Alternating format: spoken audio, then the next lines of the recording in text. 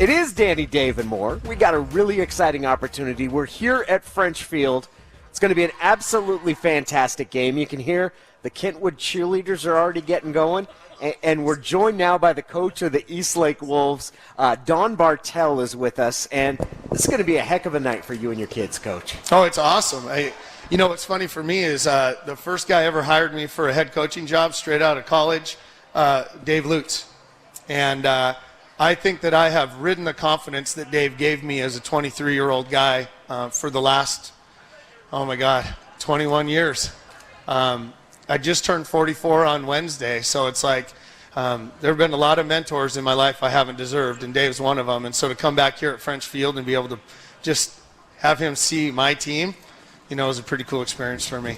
Yeah, well, I understand you also got another guy that roots for the Cougs on your sidelines over there, Big Mike Linker over there. Oh, yeah, Coach Link and I go way back. He's a good one. Good deal. It's pretty awesome, the people that you meet in football, right? I mean, it's like you go across the field and talk to a guy, and you have a relationship with Mike Bush, who you're coaching against tonight too, right? Oh, yeah. We were, his last year at WSU was my first one as a grad assistant. And so I have him to thank for a Rose Bowl ring and a Pac-10 championship ring. And he's a good guy. So it's kind of neat to, those relationships are, honestly, if you don't have those, I don't know why you're coaching.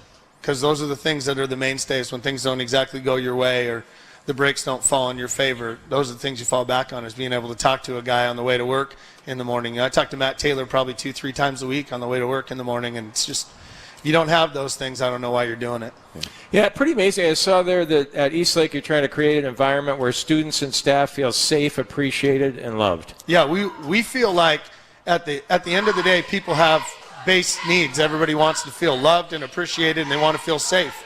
And you can mix a little Maslow in there if you want, but the reality is we're trying to create an environment at Eastlake where everybody has a place and where everybody feels valued so that they can kind of become who the best person they can be. And our whole motto is Wolf Strong, Pack Strong. So everything that you see that we have is WSPS. And short version of it is, it's a poem. You know, strength of the wolf is the pack, strength of the pack is the wolf. But we'll tell you that it's pushing people for personal development in the service of others. Because we want to be happy, but the reality in life is that happiness isn't a purpose. You have purpose, you find happiness, not the other way around. So we're trying to drive our kids, our coaches, every student, teachers, say, hey, let's have purpose. And with that, we're going to develop, and being able to serve other people makes us happy. That's a great thing. We're talking to Don Bartel, who's the coach of the Eastlake Wolves. What drew you to high school coaching? To be honest, I think a pretty good high school athlete with a horrible attitude. And if my old high school coach out there, Mark Conrad, is listening, he and my high school wrestling coach, Brian Bartelson, probably had the two biggest impacts on me of anybody outside of my family. And Coach Conrad called me in one time as the spring of my junior year. I was a two-way starter, never came off the field, and he said to me, I don't want you to turn out for football anymore. And I remember just being shocked by that and so saddened, like, what? Why wouldn't you want me? And he said, I don't have the energy to deal with it anymore.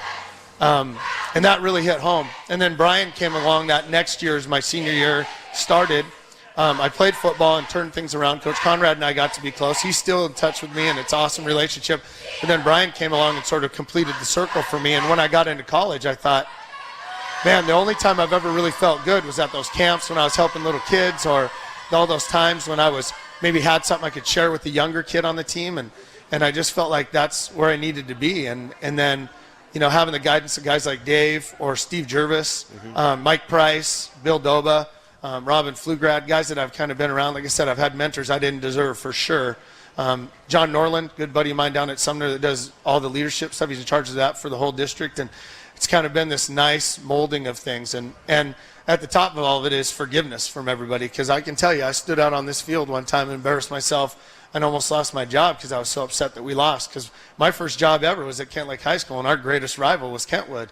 And you learn a lot of things, and you learn that nobody's perfect, and you figure it all out. And then I just wanted to be a coach or continue being a coach so I could extend that same grace to other people, sort of pass it forward. That's awesome stuff, man. You know, and I was telling these guys, they know who my high school football coach is, Joe McSellers. Talk about him almost every day. And, you know, you get a chance to affect kids' lives so much. I mean, you never forget your coach, and especially if you're bringing those kinds of values to them. What was your major at Wazoo? Well, I did my undergrad at Central, and then I did my grad degree at WSU. So I double majored in special ed and English. Okay. And then I did ed leadership for my master's with the emphasis in, like, sports management. Yeah. So it's been really helpful for me in that way. So been really fortunate.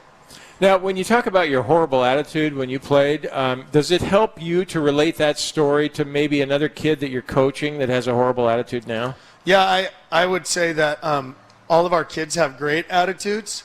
But every once in a while we get a little sideways, and there's no story that they can tell that can match the ones that I can tell. And so I think what it's done is allowed me to see things coming before they happen, which really is what we need to do with kids, kind of help them slow them down a little bit. So that's a big deal. Now, I was looking at your Twitter feed or your Twitter timeline, and you said something about that you've got there's no excuse for programs that recruit. Mm-hmm. And I'm just wondering, I mean, that's been a big issue. Archbishop Murphy, we talked about that story earlier with Mike Bush, but and Bellevue is in the news, and not to single Bellevue out, but I will. I can't stand what they're doing over there. Okay, I can't. But what about it on the high school level when you hear about high schools that are recruiting? Okay, so here's my thing. The minute that you start bringing kids in for a specific purpose, your relationship with them is transactional. And you cannot be a holistic coach. You can't coach the whole athlete if it's transactional. Like, we're going to love you as long as you throw for enough yards. We're going to love you as long as you can play cover 2 corner. That's the relationship we have with professional athletes, right? And every once in a while, a guy like Largent will break through that, and we just love him no matter what. Jerry Rice breaks through, we just love him no matter what. But when you're doing that to high school kids, you're robbing them of the opportunity to see completely what competition is about. And we have a motto on our shirts, Auritas, and you'll see king stickers, football with crown on them, on the back of our kid's helmet. And Auritas was the founding principle of the Olympics, which basically said mortal men can elevate their status through competition because it's a discovery of who you really are. Now, our kids step out on the field, and they don't know if they're going to win this game tonight. They were the number 4 seed in our league versus a league champion. So they're in that locker room feeling things that other teams don't feel because they're the all-star team from everywhere playing in the same locker room. Our kids, we don't get together, and people say, well, you talk a lot about having relationships with kids. Yeah, I think it's important. Yeah, because you get more out of them that way. No. We don't develop relationships with our kids because we won't make winners out of them that way. We develop relationships with our kids because in the last 5 years of my life, I know 3 guys in the Eastlake family that have had strokes. Another kid came visit me. Dad had a massive heart attack, quadruple bypass. He saved his life, gave him mouth to mouth. And another kid, his dad died the week before we started the season of brain cancer. That's why you have a relationship with those kids, because if you're recruiting those kids to play football and then dad gets sick, what do you say to that kid? When the whole relationship you have with them is based off of the fact that he runs a fast 40 or he trains at the right facility or there's enough hype around him on scout.com. That's not what we're about. So what you're going to see out there is our neighborhood kids getting after it for love of each other, love of their school, love of their coaches, and they know at the end of the day, it's all agape, man. It's action-based, unconditional love. And those kids at the end of the day, they're going to try their asses off. And they're going to do it because they know the other guys love them and they know their coaches love them. Simple as that. Tell us about your team, Coach.